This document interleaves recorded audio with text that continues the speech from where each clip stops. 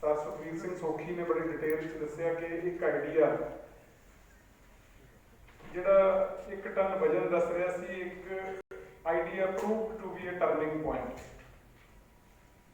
ਕਿ ਇੱਕ ਆਈਡੀਆ ਜਿਹੜਾ ਵਾ ਉਹਨੇ ਟੋਟਲ ਜਿਹੜੀ ਇੱਕ ਨਵੀਂ ਇਨੋਵੇਸ਼ਨ ਨੂੰ ਵਰਤ ਦਿੱਤਾ ਤੇ ਬਹੁਤ ਵੱਡੀ ਸੇਵਿੰਗ ਕਰਕੇ ਦਿੱਤੀ। ਸਾਡੇ ਪੰਜਾਬੀ ਦਾ ਖਾਸ ਕਰਕੇ ਐਂਟਰਪ੍ਰਾਈਜ਼ਸ ਨੇ, ਪੂਰੇ ਐਂਟਰਪ੍ਰਾਈਜ਼ ਆ। ਤੇ ਮੈਂ ਤੁਹਾਡੇ ਨਾਲ ਇਹ ਗੱਲ ਕਰਦਾ ਕਿ ਅਸੀਂ ਅੱਜ ਤੋਂ 17 ਸਾਲ ਪਹਿਲਾਂ ਤਾਈਵਾਨ ਗਏ। ਉਦੋਂ ਬੜਾ ਘੱਟ ਕਲਚਰ ਸੀ ਫੋਰਨ ਟੂਰਸ ਦਾ, ਤੇ ਇੱਥੋਂ 16 ਮੈਂਬਰ ਬਾਈਸਾਈਕਲ ਇੰਡਸਟਰੀ ਦਾ ਜਿਹੜਾ ਡੈਲੀਗੇਸ਼ਨ ਸੀ ਉਹ ਗਿਆ, ਤੇ ਉਹਦੇ ਵਿੱਚ ਅਸੀਂ 16 ਦੇ ਵਿੱਚੋਂ 13 ਮੈਂਬਰ ਜਿਹੜੇ ਸੀਗੇ ਉਹ ਹਿੰਦੂ ਜੈਂਟਲਮੈਨ ਸੀ, ਤੇ 3 ਉਹਦੇ ਵਿੱਚ ਸਰਦਾਰ ਸੀ। ਇੱਕ ਸਰ ਓਮਕਾਰ ਸਿੰਘ ਪਾਵਾ ਸੀ, ਇੱਕ ਮਨਜਿੰਦਰ ਸਿੰਘ ਸਚਦੇਵਾ ਸੀ, ਔਰ ਇੱਕ ਮੈਂ ਸੀ।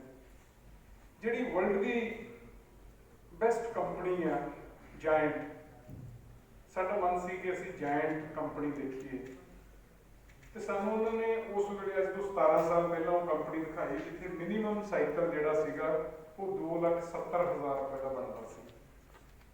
ਪਰ ਜਦੋਂ ਅਸੀਂ ਉਹ ਫੈਕਟਰੀ ਦੇ ਅੰਦਰ ਗਏ ਤੇ ਸਾਨੂੰ 1.5-2 ਘੰਟੇ ਉਹਨਾਂ ਨੇ ਰੋਕੀ ਰੱਖਿਆ, ਸਾਨੂੰ ਸਮਝ ਨਹੀਂ ਆਈ ਕਿ ਤੇ ਸਰ ਓਮਕਾਰ ਸਿੰਘ ਪਾਵਾ ਉਦੋਂ all India cycle manufacturer association ਦੇ ਪ੍ਰੈਜ਼ੀਡੈਂਟ ਸੀ, ਤਾਂ ਉਹਨਾਂ ਨੇ ਕਿਹਾ ਬਾਕੀ ਤਾਂ ਸਾਰੇ 13 ਅਲਾਊਡ ਆ, 3 ਬੰਦੇ ਨਹੀਂ ਅੰਦਰ ਜਾਣ ਦੇਣੇ ਹੈਗੇ।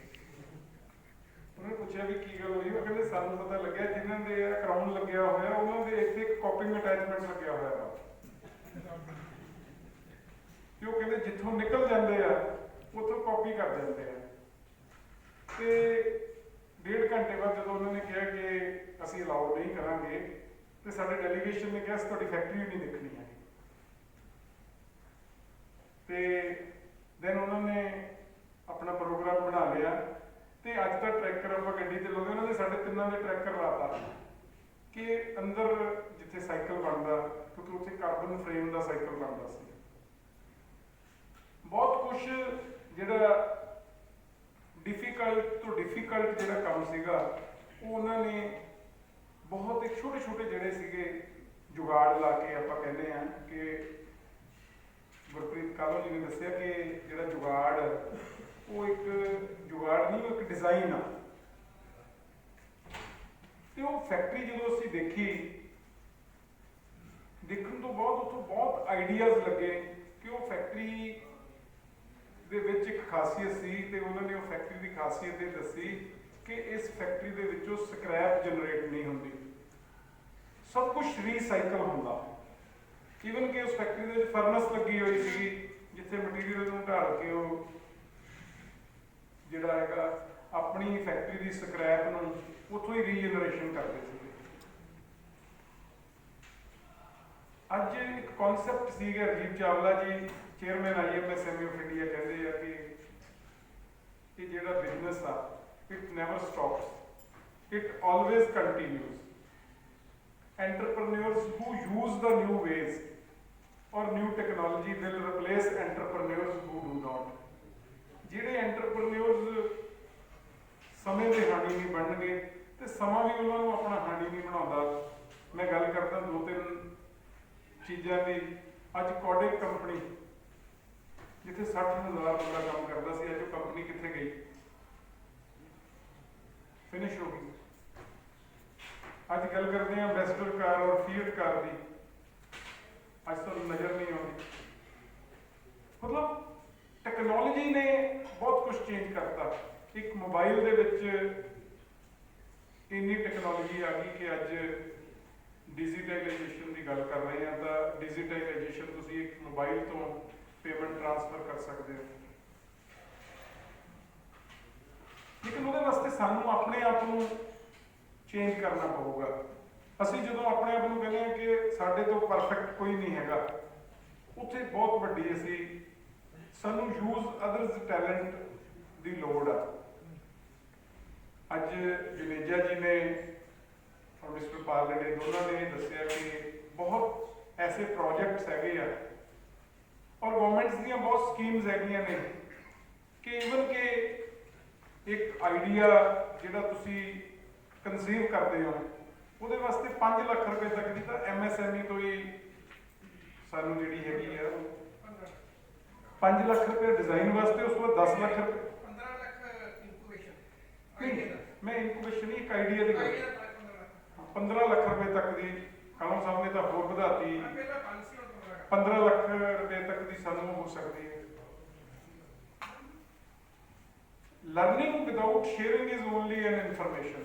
ਮੈਂ ਗੱਲ ਕਰਦਾ ਕਿ ਜੇਕਰ ਤੁਸੀਂ ਆਪਣੇ ਆਈਡੀਆਜ਼ ਨੂੰ ਦੂਸਰਿਆਂ ਨਾਲ ਸ਼ੇਅਰ ਨਹੀਂ ਕਰੋਗੇ ਤਾਂ ਤੁਸੀਂ ਕੁਝ ਸਿੱਖ ਨਹੀਂ ਪਾਓਗੇ।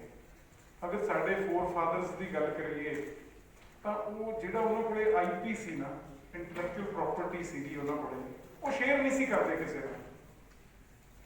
ਮੈਂ ਤੁਹਾਡੇ ਨਾਲ ਇੱਕ ਸਾਡੀ ਫੈਮਿਲੀ ਦੀ ਗੱਲ ਸ਼ੇਅਰ ਕਰਦਾ ਕਿ 1952 ਦੇ ਵਿੱਚ ਮੋਟਰਸਾਈਕਲ ਨੇ ਸਭ ਤੋਂ ਪਹਿਲੀ ਫੈਕਟਰੀ ਬਹਾਦਰਗੜ੍ਹ ਲਗਾਈ ਸੀ, ਮੁਗਿਆਲ ਬ੍ਰਦਰਸ। ਤੇ ਉੱਥੇ ਜਿਹੜੀ ਸੇਲਮ ਕੰਪਨੀ ਸੀਗੀ ਇਟਲੀ ਦੀ, ਉਹਦੀਆਂ ਮਸ਼ੀਨਾਂ ਉਹਨਾਂ ਨੇ ਲਿਆਂਦੀਆਂ। ਪਰ ਕੁਝ ਦੇਰ ਇਟਲੀ ਵਾਲੇ ਜਿਹੜੇ ਸੀਗੇ ਫੋਰਨਰਸ, ਉਹਨਾਂ ਨੇ ਕੰਮ ਕੀਤਾ ਤੇ ਪਰ ਉਹਨਾਂ ਨੇ ਅਲਟੀਮੇਟਮ ਦਿੱਤਾ ਕਿ ਅਸੀਂ 7 ਮਹੀਨਿਆਂ ਤੋਂ ਬਾਅਦ ਕੰਮ ਨਹੀਂ ਕਰਨਾ। ਤਾਂ ਸਾਡੇ ਬਹੁਤ ਸਤਿਕਾਰਯੋਗ ਬਾਪੂ ਜੀ ਤੇ ਤਾਇਆ ਜੀ ਸਰਜੀਤ ਸਿੰਘ ਕੁਲਾਰ, ਸਰਪ੍ਰੀਤਮ ਸਿੰਘ ਕੁਲਾਰ, ਉਸ ਫੈਕਟਰੀ ਦੇ ਵਿੱਚ ਉਹਨਾਂ ਨੇ ਕੰਮ ਕੀਤਾ ਬਾਬੂ ਸਤਿਆਨੰਦ ਜੀ ਔਰ ਬਾਬੂ ਦਇਆਨੰਦ ਜੀ ਦੇ ਨਾਲ। ਤੇ ਜਦੋਂ ਉਹਨਾਂ ਨੇ ਉਹ ਫੈਕਟਰੀ ਦੇ ਵਿੱਚ ਕੰਮ ਕੀਤਾ ਉਸ ਫੋਰਨਰ ਦੇ ਅੰਡਰ, ਤਾਂ ਤਕਰੀਬਨ 2 ਮਹੀਨੇ ਬਾਅਦ ਬਾਬੂ ਜੀ ਨੇ ਪੁੱਛਿਆ ਬਾਪੂ ਜੀ ਨੂੰ ਵੀ ਤੂੰ ਇੰਡੀਪੈਂਡੈਂਟ ਫੈਕਟਰੀ ਚਲਾ ਲੇਗਾ? ਉਹ ਕਹਿੰਦੇ ਵੀ ਮੈਨੂੰ ਕੌਨਫੀਡੈਂਸ ਪੂਰਾ ਵਾ, ਪਰ ਤੁਸੀਂ ਹਫ਼ਤੇ ਕੇ ਲਈ ਇਸ ਗੋਰੇ ਨੂੰ ਬਾਹਰ ਭੇਜੋ, ਹਜੇ ਪਰਮਾਨੈਂਟ ਨਾ ਭੇਜੋ ਇਹਨੂੰ ਇਟਲੀ ਵਾਪਸ। ਉਹਨਾਂ ਨੇ ਉਹਨੂੰ ਭੇਜਿਆ ਤੇ ਬਾਪੂ ਜੀ ਤੇ ਤਾਇਆ ਜੀ ਨੇ ਉਹ ਫੈਕਟਰੀ ਚਲਾਈ। ਬਾਬੂ ਜੀ ਬਹੁਤ ਖੁਸ਼ ਹੋਏ। ਉਹ ਦੱਸਦੇ ਆ ਵੀ 1952 ਦੇ ਵਿੱਚ ਉਹਨਾਂ ਨੇ ਉਦੋਂ 520 ਰੁਪਏ ਤਨਖਾਹ ਲਗਾਈ, ਜਦਕਿ ਉਦੋਂ ਜਿਹੜੀ ਉਹਦੀ ਬਹੁਤ ਵੱਡੀ ਵੈਲਿਊ ਸੀ। ਤੇ ਇਨ ਦਾ ਮੇਨ ਟਾਈਮ ਉਹਨਾਂ ਨੇ ਉਹ ਜਿਹੜੀ ਮਸ਼ੀਨ ਸੀਗੀ ਜਿਹੜੀ ਮਡਗਾਰਡ, ਕਿਉਂਕਿ ਮਡਗਾਰਡ ਪਹਿਲਾਂ ਫਰਾਂਸ ਤੋਂ ਇੰਪੋਰਟ ਹੁੰਦਾ ਸੀ। ਆਫਟਰ ਇੰਡੀਪੈਂਡੈਂਸ ਜਦੋਂ ਇੰਡੀਆ ਦੇ ਵਿੱਚ ਉਹਦੀ ਡਿਮਾਂਡ ਵਧੀ, ਪਰ ਲੇਕਿਨ ਉਹ ਇੰਪੋਰਟ ਬੰਦ ਹੋ ਗਿਆ, ਤਾਂ ਉਹ ਜਿਹੜਾ ਮਡਗਾਰਡ ਸੀਗਾ ਬਾਪੂ ਜੀ ਤੇ ਤਾਇਆ ਜੀ ਨੇ ਉਹ ਤੋਂ ਲੇਟੈਸਟ ਮਸ਼ੀਨ ਇੱਥੇ ਲੁਧਿਆਣੇ ਬਣਾਤੀ 1956 ਦੇ ਵਿੱਚ, ਜਿਹਦੀ ਪ੍ਰੋਡਕਸ਼ਨ ਉਸ ਇਟਲੀ ਦੀ ਮਸ਼ੀਨ ਦੇ ਨਾਲੋਂ 7 ਗੁਣਾ ਜ਼ਿਆਦਾ ਸੀ। ਸੋ ਮੈਂ ਇਹ ਗੱਲ ਕਰਦਾ ਵਾ, ਇੱਕ ਆਈਡੀਆ ਉਹਨਾਂ ਨੂੰ ਮਿਲ ਗਿਆ ਉਸ ਮਸ਼ੀਨ ਤੋਂ, ਉਹ ਆਈਡੀਆ ਜਿਹੜਾ ਹੈਗਾ ਵਾ ਉਹਨਾਂ ਨੇ ਪ੍ਰੋਪਰ ਯੂਜ਼ ਕੀਤਾ ਤੇ ਮੈਂ ਉਹ ਦੱਸਣਾ ਸੀ, ਉਹ ਅੱਜ ਵੀ ਮਸ਼ੀਨ ਸਾਡੀ ਫੈਕਟਰੀ ਦੇ ਵਿੱਚ ਚੱਲ ਰਹੀ ਹੈ। ਸੋ ਸਾਨੂੰ ਜਿਹੜੀ ਲਰਨਿੰਗ ਆ ਉਹ ਸ਼ੇਅਰ ਜ਼ਰੂਰ ਕਰਨੀ ਚਾਹੀਦੀ ਆ। ਤੇ ਸਾਡੇ ਵਿੱਚ ਇਹੋ ਜਿਹੇ ਐਂਟਰਪ੍ਰੈਨਿਓਰਸ ਬੈਠੇ ਆ ਕਿ ਮਨਜਿੰਦਰ ਸਿੰਘ ਸਚਦੇਵਾ ਜੀ ਵਰਗੇ, ਕਿ ਅੱਜ ਤੋਂ 4 ਸਾਲ ਪਹਿਲਾਂ ਸੁਪਰੀਮ ਕੋਰਟ ਨੇ ਸਾਡੇ ਇੰਡੀਆ ਦੇ ਵਿੱਚ ਇੱਕ ਨੋਟੀਫਿਕੇਸ਼ਨ ਕਰਤਾ ਕਿ ISO 6742 ਰਿਫਲੈਕਟਰ ਉਹ ਸਾਈਕਲ ਤੇ ਲੱਗੇਗਾ, ਪਰ ਉਹ ਰਿਫਲੈਕਟਰ ਇੰਡੀਆ 'ਚ ਬਣਦਾ ਹੀ ਨਹੀਂ ਸੀਗਾ। ਤੇ ਸਾਨੂੰ ਜਰਮਨ ਦੀ ਜਿਹੜੀ ਬੈਸਟ ਕੰਪਨੀ ਆ ਬੁਸ਼ਲ, ਉਹ ਦੇਖਣ ਦਾ ਮੌਕਾ ਲੱਗਿਆ ਸੀ। 68 ਮੈਂਬਰਸ ਦਾ ਡੈਲੀਗੇਸ਼ਨ ਜਰਮਨ ਗਿਆ ਤੇ ਉਹਦੇ ਵਿੱਚੋਂ ਅਸੀਂ 8 ਜਣਿਆਂ ਨੇ ਪ੍ਰੋਗਰਾਮ ਬਣਾਇਆ ਕਿ ਅਸੀਂ 2 ਫੈਕਟਰੀਆਂ ਜਿਹੜੀਆਂ ਬੈਸਟ ਆ ਜਰਮਨ ਦੀਆਂ ਸਾਈਕਲ ਲਾਈਨ ਦੇ ਨਾਲ ਦੀ ਉਹ ਦੇਖ ਕੇ ਆਏ। ਅਸੀਂ ਇੱਕ ਮੀਫਾ ਔਰ ਸੈਕੰਡ ਬੁਸ਼ਲ ਦੇਖੀ। ਜਦੋਂ ਅਸੀਂ ਬੁਸ਼ਲ ਦੇਖੀ ਤੇ ਬੁਸ਼ਲ ਕੰਪਨੀ ਦਾ ਜਿਹੜਾ ਓਨਰ ਆ Erhard, he when elected the president of world bicycle industry, ਤੇ ਉਹ ਇੰਡੀਆ ਦੇ ਵਿੱਚ ਆਇਆ ਦਿੱਲੀ, ਤੇ ਉਹ ਕਹਿੰਦਾ ਵੀ ਅਸੀਂ ਥੋੜਾ ਜਿਹਾ ਇੰਡੀਅਨਸ ਤੋਂ ਡਰਦੇ ਆ ਕਿਉਂਕਿ ਕਈ ਵਾਰ ਇੰਡੀਅਨਸ ਸਾਨੂੰ ਚੀਟ ਕਰ ਜਾਂਦੇ ਆ। ਪਰ ਉਹ ਜਦੋਂ ਉਹਨੇ ਫਸਟ ਪ੍ਰੋਜੈਕਟ ਲਗਾਇਆ ਮਨਜਿੰਦਰ ਜੀ ਦੇ ਨਾਲ ਜੁਆਇੰਟ ਵੈਂਚਰ ਬਾਈਸਾਈਕਲ ਰਿਫਲੈਕਟਰਸ ਦਾ, ਤੁਸੀਂ ਅੱਜ ਦੇਖ ਕੇ ਵੀ ਆਏ ਹੋ, ਤੇ ਜਦੋਂ ਲਗਾਇਆ ਉਹ ਪ੍ਰੋਜੈਕਟ, ਤੇ ਉਹ ਪ੍ਰੋਜੈਕਟ ਖੈਰ ਕਾਮਯਾਬ ਹੋਇਆ। ਅੱਜ ਮਨਜਿੰਦਰ ਜੀ ਐਕਸਪੋਰਟ ਕਰ ਰਹੇ ਆ ISO 6742 ਰਿਫਲੈਕਟਰ, ਜਿਹੜਾ ਸਾਨੂੰ ਚਾਈਨਾ, ਤਾਈਵਾਨ ਔਰ ਯੂਰਪ ਲੁੱਟ ਰਿਹਾ ਸੀਗਾ। ਮਨਜਿੰਦਰ ਜੀ ਨੇ ਉਹ ਰਿਫਲੈਕਟਰ 1/3 ਜਿਹੜੀ ਕਾਸਟ ਦੇ ਵਿੱਚ बढ़ा ਕੇ ਇੰਡੀਆ ਨੂੰ ਦਿੱਤਾ। ਮੈਂ ਗੱਲ ਕਰਦਾ ਕਿ ਉਹਨਾਂ ਨੇ ਟੈਕਨੋਲੋਜੀ ਮਿਲੀ, ਉਹ ਟੈਕਨੋਲੋਜੀ ਪ੍ਰੋਪਰ ਟ੍ਰਾਂਸਫਰ ਹੋਈ, ਉਹਨਾਂ ਨੇ ਇਨੋਵੇਟ ਕੀਤਾ ਔਰ ਪ੍ਰੋਡਕਟ ਇੰਡੀਆ ਦੇ ਵਿੱਚ ਦਿੱਤਾ। ਜਿਹੜਾ ਕਿ ਚਾਈਨਾ ਸਾਨੂੰ ਉਹ 130 ਤੋਂ 135 ਰੁਪਏ ਦਾ ਦਿੰਦਾ ਸੀ, ਅੱਜ ਮਨਜਿੰਦਰ ਜੀ ਨੇ ਸੇਮ ਪ੍ਰੋਡਕਟ ਜਿਹੜਾ ਉਹ 45 ਰੁਪੀਸ ਦਾ ਇੰਡੀਆ ਨੂੰ ਦਿੱਤਾ। ਤੋ ਸਾਨੂੰ ਸਾਰਿਆਂ ਨੂੰ ਜਿੰਨੀ ਦੇਰ ਤੱਕ ਅਸੀਂ ਆਪਸ ਦੇ ਵਿੱਚ ਸਾਡੇ ਥਾਟਸ ਐਕਸਚੇਂਜ ਨਹੀਂ ਕਰਦੇ ਤਾਂ ਜਿਹੜੇ ਤੁਹਾਡੇ ਥਾਟਸ ਆ ਤੁਹਾਡੇ ਕੋਲੇ ਰਹਿ ਜਾਂਦੇ ਆ, ਜਿਹੜੇ ਥਾਟਸ ਦੂਸਰਿਆਂ ਦੇ ਦੂਸਰਿਆਂ ਕੋਲੇ ਰਹਿ ਜਾਂਦੇ ਆ, ਉਹਦੇ ਨਾਲ ਪ੍ਰੋਗਰੈਸ ਨਹੀਂ ਹੁੰਦੀ ਹੈਗੀ। ਸੋ ਮੇਰੀ ਤਾਂ ਇੱਕੋ ਹੀ ਗੱਲ ਆ ਕਿ ਐਰਹਰਡ ਬੁਸ਼ਲ ਲਾਸਟ ਕੀ ਕਹਿ ਕੇ ਗਿਆ, ਜਿਹੜਾ ਕਹਿ ਰਿਹਾ ਸੀ ਕਿ ਇੰਡੀਅਨਸ ਬਹੁਤ ਵਾਰੀ ਚੀਟ ਕਰ ਜਾਂਦੇ ਆ, ਤੇ ਉਹਨੇ ਕਿਹਾ ਮੈਂ ਫਸਟ ਪ੍ਰੋਜੈਕਟ ਮਨਜਿੰਦਰ ਜੀ ਨਾਲ ਲਾਇਆ ਇੰਡੀਅਨ ਨਾਲ, ਔਰ ਮੈਂ ਸੈਕੰਡ ਪ੍ਰੋਜੈਕਟ ਵੀ ਕਿਸੇ ਇੰਡੀਅਨ ਦੇ ਨਾਲ ਹੀ ਲਗਾਉਂਗਾ। ਦੇਖੋ ਇਹ ਇੱਕ ਬਹੁਤ ਵੱਡੀ ਜਿਹੜੀ ਸਾਡੇ ਉੱਤੇ ਇੱਕ ਜਿਹੜਾ ਐਲੀਗੇਸ਼ਨ ਆ ਉਸ ਚੀਜ਼ ਦੇ ਉੱਤੇ ਲੱਗਿਆ ਕਿ ਉਸ ਚੀਜ਼ ਦੇ ਵਿੱਚ ਸਾਡਾ ਜਿਹੜਾ ਟਰਸਟ ਆ, ਅੱਜ ਇੰਡੀਆ ਦਾ ਫਸਟ ਜੁਆਇੰਟ ਵੈਂਚਰ ਜਿਹੜਾ ਵਾ ਇੰਡੋ ਜਰਮਨ ਸਿਟੀਜ਼ਨ ਬੁਸ਼ਲ ਉਹ ਸਾਡੇ ਵਿੱਚ।